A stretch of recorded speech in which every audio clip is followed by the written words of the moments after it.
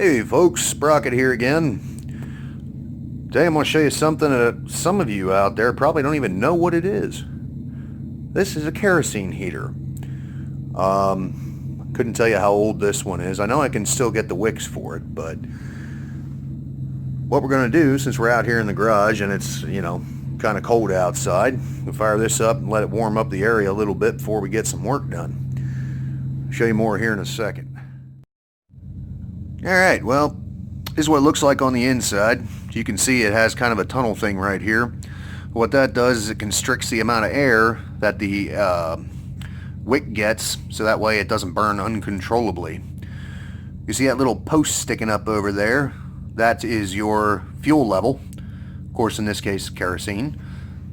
Now this little top right here has a half twist, pop it off, and then you can see the wick in there. Then over here on the other side is your adjustment for the wick. So you bring it up so that it just so breaches the top. Well, you can see that right there. Now the way I found the best to light this thing is to light it first. Of course, it's a little dangerous, so unless you've got a bunch of callus on your fingers, I don't suggest you do it this way, but light it up. Let it get part way around. And you slide this little thing in here.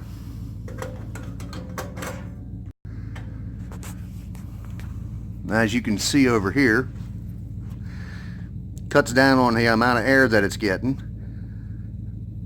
but it also kind of stops it from going any further. So what you do, light it on the other side. Sometimes that works, sometimes it don't. So the wick's in here kind of cockeyed, so another way of doing it, bring it up a little bit. That way it gives it room to spread around.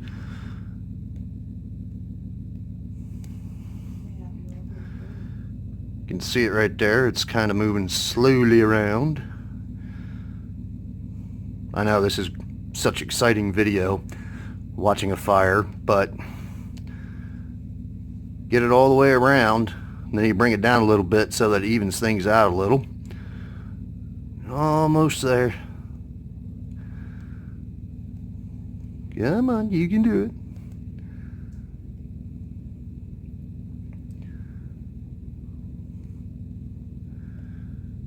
Now the other end of this wick is down inside the tank, which of course has kerosene in it. And it draws the kerosene up through so that it's wet and it doesn't burn your cotton wick away. At least I think it's cotton. So if you look down inside here, you can kinda see it. It's just lit all the way around it, but that cut off the amount of air that it gets right away. So it basically calms that down a little bit. So as you can see, with it sitting here burning, ain't no smoke. So that'll warm up the area pretty good. Show you more in a little bit. Alright, so now for the real reason we're out here today. I got my new U-joints, as you can see, for the drive shaft for the Nova. So we're going to get those replaced. Most of this I'm not going to show you on camera because it's just me and I kind of need two hands, but if you look right here, it's kind of hard to see with the glare from the light. There is a clip in here, which I'll show you here. Looks like that. There's two of them there, so it's kind of hard to see, but basically you got to remove that clip. That's what holds this in here. Now it's more than likely going to be rusted in, so we're going to have to do some tapping. That's what we're using the vise for. Keep a hold of it. Now you never want to tap directly on the shaft itself because this thing is balanced, so you don't want to do that. What I like to do is I'll get a socket that fits around this on the bottom side of it, and then one that fits down inside this, and basically use the bigger one as a receiver for the cap on the other side as I push this one down through. And then you just flip it and do it the opposite way. So there's videos out there on the interwebs, YouTube, everywhere else about how to do this. So that's why I said I need two hands to do this. So I'll show you a little bit. Like once I get this one out, I'll show you what it looks like, and once I get the new ones in. Oh wow, that's really dark.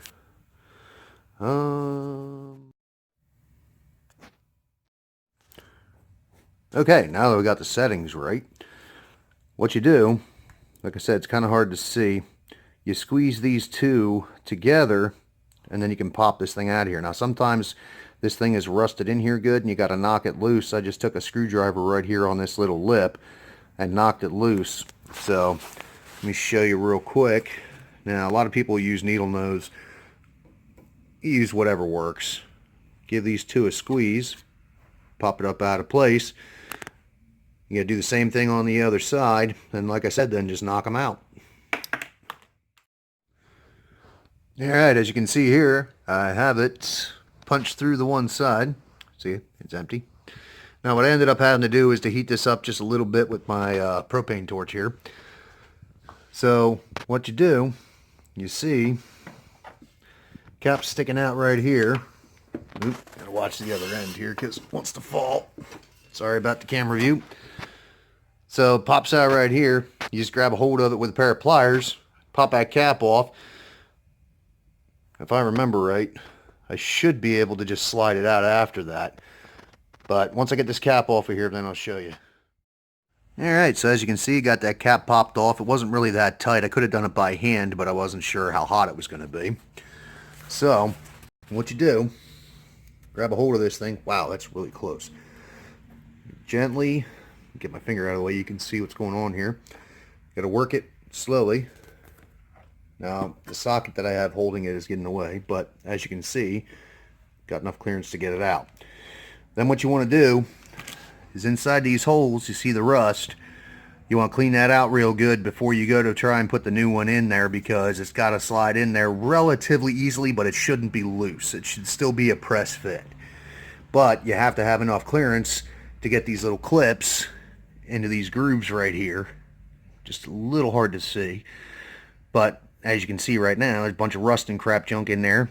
So you got to get all that cleaned out of there, blow it out, and then a little bit of lubricant, it helps just to get the new one in there.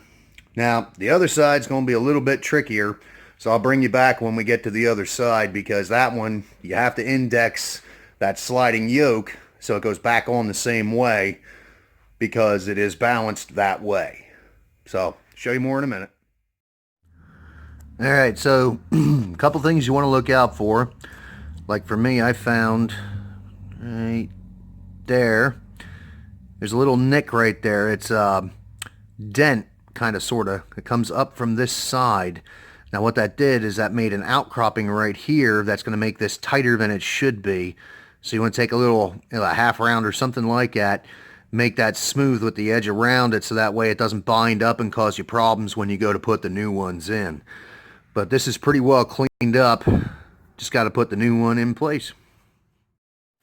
Alright, so as you can see here, I used my vise to kind of use it more or less like a press to push these in here. Now I had to pop both of these caps off to get this one to slide into here, and then put the cap onto the outside.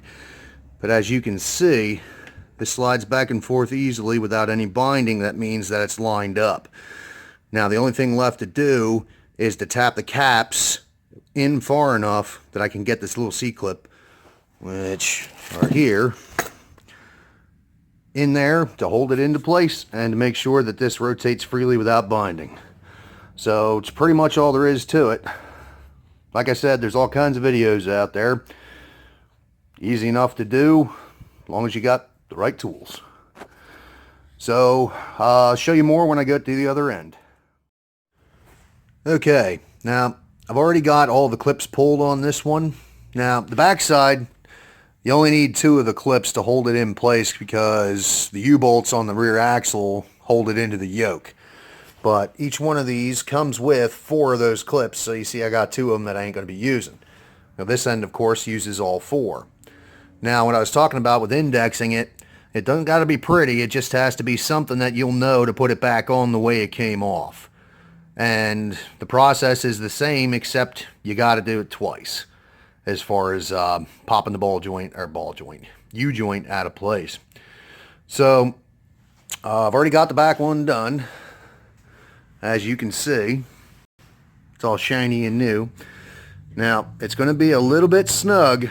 Now, on mine, what happened was when I was pressing the U-joint caps in there, these ears compressed a little bit, so then it bound up when I put the clips in. So what I did was, over here, I set this on a flat surface, not back here, but right here where it's strong, where the weld is.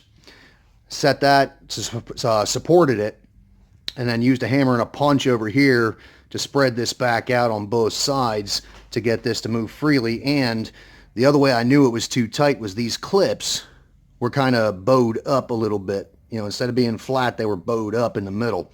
That's how I knew that this thing had compressed and it wasn't in the right place anymore. But as you can see, like I said, it's going to be a little bit snug until it wears in because of the rubber and because there's only the assembly grease in there right now. When I go to install it in the car, I will re-grease them. That's something else. These particular ones come with a grease fitting. I'll show you here. I bought those specifically because I wanted to be able to grease it, make it last a little bit longer. So I'll show you when I get this other side done. Alright, so as you can see, we've got the new one in on the yoke side. There's our mark. There's our mark. So we re-indexed it where it needed to be. In retrospect, see, the way I did it, I put the U-joint into this piece first. Whoop, over here. This one's a lot tougher, beefier than this one is. So in retrospect, I think I'm gonna put it into this side first, because like I said, this side flexes and it squeezes, and that's what happened here again, just like the other side back there. And it was a real pain trying to spread that back out so that it wasn't binding. So just a piece of advice, if you're going to do these by yourself, do the drive shaft side first before the yoke, because the yoke is built heavier than the shaft is. And it'll just be easier that way. So until next time, have a good one.